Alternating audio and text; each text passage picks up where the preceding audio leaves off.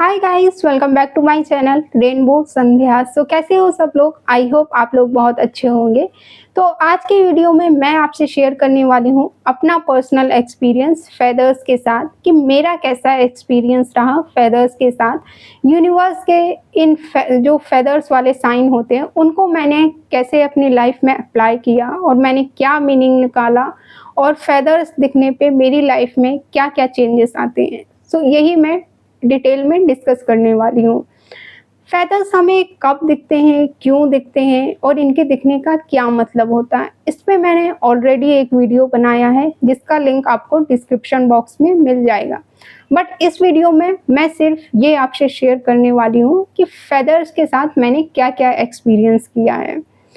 तो अगर मैं आपको अपना बताऊँ तो फेदर्स ना मुझे पहले भी बहुत दिखते थे जब मैंने अपनी जर्नी स्टार्ट की थी, और मुझे अभी भी बहुत दिखते हैं फेदर्स। कभी बालकनी में, कभी मेरे रूम में, कभी मेरे शूज़ के अंदर, कभी मेरे कपड़ों में, मतलब वो आ जाते हैं। कहाँ से आ जाते हैं, कैसे आ जाते हैं मुझे नहीं पता है।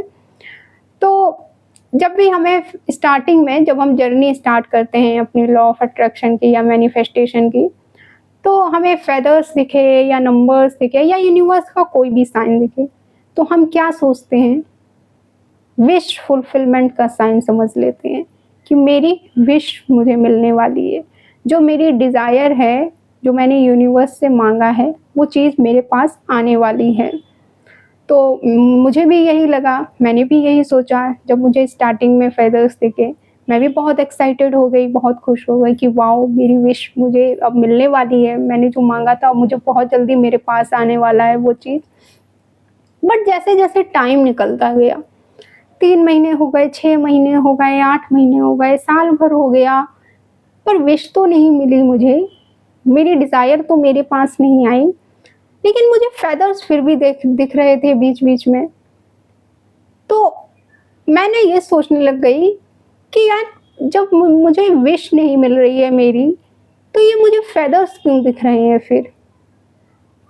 1-2 बार हो तो चलो चलता है, कोइंसिडेंस मान के, बट बीच-बीच में काफ़ी टाइम बाद दिख रहे हैं, तो क्या मतलब है फिर ये फेदर्स दिखने का जब डिज़ायर मेरे पास आ नहीं रही है तो?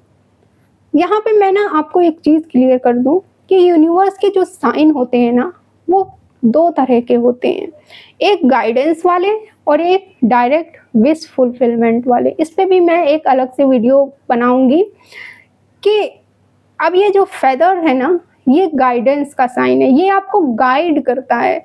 ये विश फुलफिलमेंट का साइन नहीं है कि डायरेक्ट आपको ये बताए कि आपकी विश आपके पास आने वाली है। तो एक चीज़ तो ये है कि फेदर गाइडेंस का साइन है।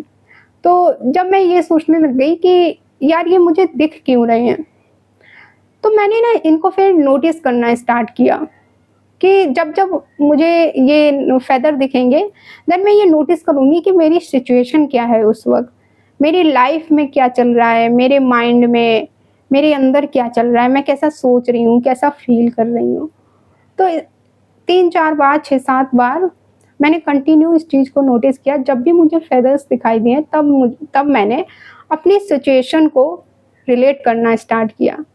देन मुझे ये समझ आया कि जब भी मेरे अंदर कुछ बहुत ज़्यादा भर जाता है, मतलब किसी की बातें, गुस्सा या फिर गिल्ट या फिर टेंशन, तब मुझे फेदर्स दिखाई देते हैं। जैसे किसी ने मुझे कुछ बोल दिया या किसी की बात मुझे डिसपॉइंट हो गई बहुत ज़्यादा, किसी की बात से मैं बहुत ज़्यादा डिसपॉइंट हो गई या किसी की बात से मुझे बहुत ज़्यादा गुस्सा आ गया, या फिर मैं चीज़ों को कंट्रोल करने की कोशिश करती हूँ बहुत ज़्यादा, तब मुझे फेदर्स दिखाई देते हैं। जैसे कि अ, मैं ये सोचने लगती हूँ कि यार, मेरी विश पूरी नहीं हो रही है, कब होगी, कैसे होगी, इतना टाइम हो गया। या फिर मेरी लाइफ़ में जो चीज़ें मैंने जिस टाइम पे डिसाइड की थी, उस टाइम पे क्यों नहीं हो रही हैं? मैंने जैसे जिस वे में डिसाइड किया था, उस तरीके से चीज़ें क्यों नहीं हो रही हैं? तब मुझे फेदर्स दिखते थे। तो ये तो मुझे पता चल गया कि फेदर्स मुझे इस सिचुएशन में दिख रहे हैं जब भी मेरे अंदर एक हैवीनेस है, मतलब एक हैवी फीलिंग है, नेगेटिव इमोशन है, तब मुझे फेदर्स दिखते हैं। देन ऐसे ही एक वीडियो में मैंने सुना था कि फेदर्स आपको लाइटनेस का, हल्केपन का साइन देते हैं कि आपको लाइफ में काम रहना है, शांत रहना है, ज़्यादा मतलब हैवी फील नहीं करना है, ज़्यादा टेंशन नहीं लेनी है। पर मैं ना उन इंसानों में से नहीं हूँ कि किसी ने आपको कुछ बोल दिया तो मैं उस पे विश्वास करने लग जाऊँ और उसको मानने लग जाऊँ। जब तक मैं उस चीज़ को खुद एक्सपीरियंस ना कर लूँ, खुद एनालाइज़ ना कर लूँ, तब तक मैं किसी चीज़ पे बिलीव नहीं करती हूँ और ना ही मानती हूँ। तो मैंने फिर क्या किया कि यार ये तो मुझे पता चल गया, मीनिंग पता चल गया चलो फेदर का, कि ये मुझे शांत होने के लिए साइन दे रहे हैं, इस सिचुएशन में मुझे ये दिख रहे हैं। लेकिन मुझे शांत रहना कैसे है? मुझे हल्का होना कैसे है? लाइटनेस का साइन दे रहा है बट मैं लाइट फील करूँ कैसे? ये मुझे समझ नहीं आ रहा था। देन मैंने फिर फेदर को ही एनालाइज़ करना स्टार्ट किया। पहले मैंने नोटिस करना स्टार्ट किया, फिर मैंने फेदर को एनालाइज़ करना स्टार्ट किया कि मैं इन्हीं को एनालाइज़ करके आंसर निकालती हूँ अपना।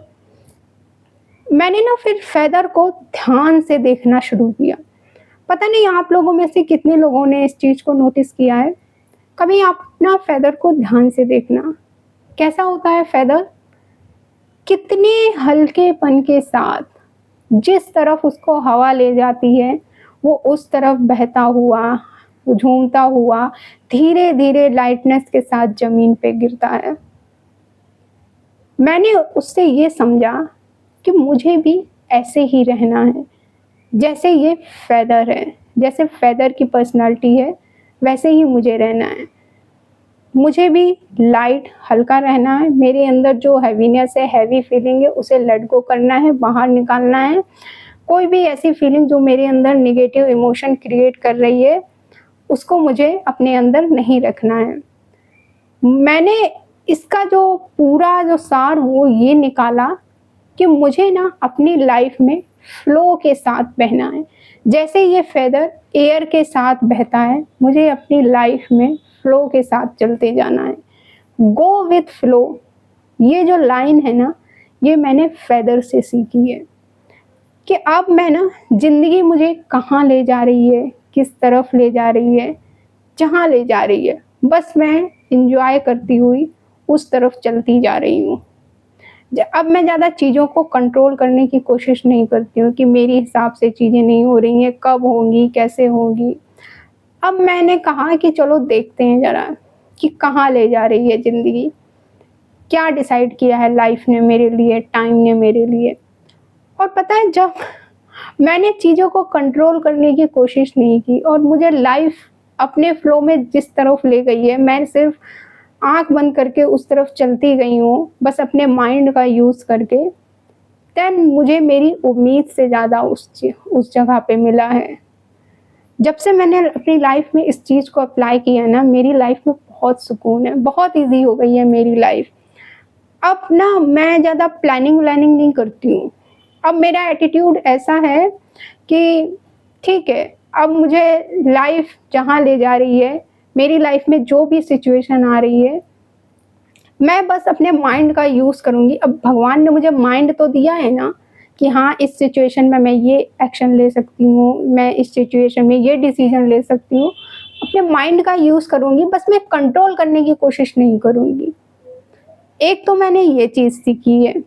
और अभी भी जब मेरे अंदर ना बहुत हैवी फीलिंग आ जाती है, अंदर से मैं एकदम हैवीनेस फ़ील करने लगती हूँ, तो मुझे फिर से जब फेदर्स दिखते हैं, देन मैं फिर खुद को ये समझाती हूँ कि सॉरी, मैं भूल गई थी कि मुझे फ़्लो के साथ बहना है।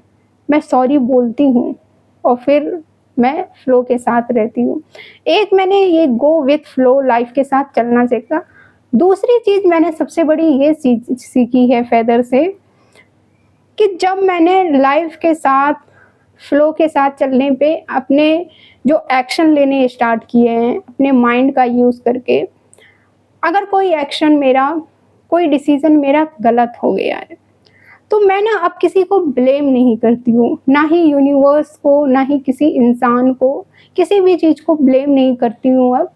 मेरे अंदर ना पता नहीं ये चीज़ खुद आ गई है कि हाँ, मैंने ना उस टाइम पे ये डिसीज़न मेरा ही था, मैंने उस टाइम पे ये गलत डिसीज़न लिया था, इस वजह से मेरे साथ ऐसा हुआ है, इस वजह से मेरी लाइफ में ये सिचुएशन आई है, इस वजह से चीज़ें वैसी नहीं हुई हैं। तो एक तो मैं रिस्पॉन्सिबिलिटी लेना, अपने एक्शन की रिस्पॉन्सिबिलिटी लेना सीख गई। मेरी लाइफ में फेदर्स ने 2 चीज़ें मुझे सिखाई हैं।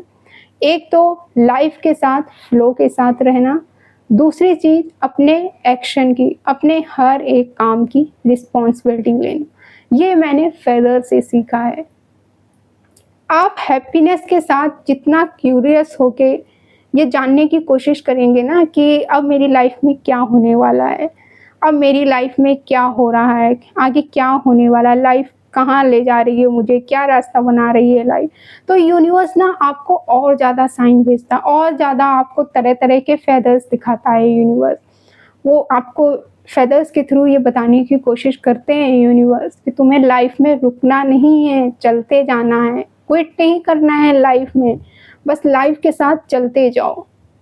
तो फेदर से मैंने ये चीज़ बहुत ही ईज़ी तरीके से और बहुत ही कामनेस के साथ सीखी है कि कामनेस के साथ लाइट होके लाइफ में फ़्लो के साथ चलना है। अब मैं लाइफ में फ़्लो के साथ ही रहती हूँ, फ़्लो के साथ ही चलती हूँ। कुछ मैं ज़्यादा प्लानिंग नहीं करती हूँ कि ये ऐसा होना चाहिए, ये वैसा होना चाहिए। मेरी प्लानिंग से ज़्यादा लाइफ मुझे दे देती है। सो ये 2 चीज़ें मैंने सीखी हैं फेदर से, जो कि मुझे लगता है मुझे आपके साथ शेयर करना चाहिए था।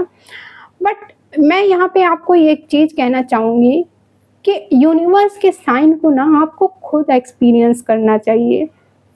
कोई भी साइन हो, ठीक है, आपने वीडियो में सुन लिया किसी के, आपको एक हिंट मिल गई कि हाँ, इसका साइन ये हो सकता है, आप अपनी सिचुएशन से रिलेट कर सकते हो। बट आप ना खुद एक्सपीरियंस करने की कोशिश करो, खुद सीखने की कोशिश करो उस साइन से कि यूनिवर्स मुझे इस साइन से क्या सिखा रहा है, मेरी लाइफ में क्या चेंजेस आ रहे हैं यूनिवर्स के इस साइन से। देन आप एक अलग पर्सनैलिटी, देन आप एक अलग यूनिवर्स के बच्चे बन पाते हो ना। तो मैंने तो भाई यही सीखा है कि देखो, मैं अपनी लाइफ में हर एक साइन का खुद एक्सपीरियंस करती हूँ, तब मुझे उस चीज़ पे विश्वास होता है। सो इस वीडियो के लिए इतना ही। आई होप इस पे मैं कुछ आपको सिखा नहीं रही हूँ, बस मेरा मन था शेयर करने का, इसलिए मैंने शेयर कर दिया है। सो मिलते हैं फिर नेक्स्ट वीडियो में। Thank you for watching this video. Take care, bye.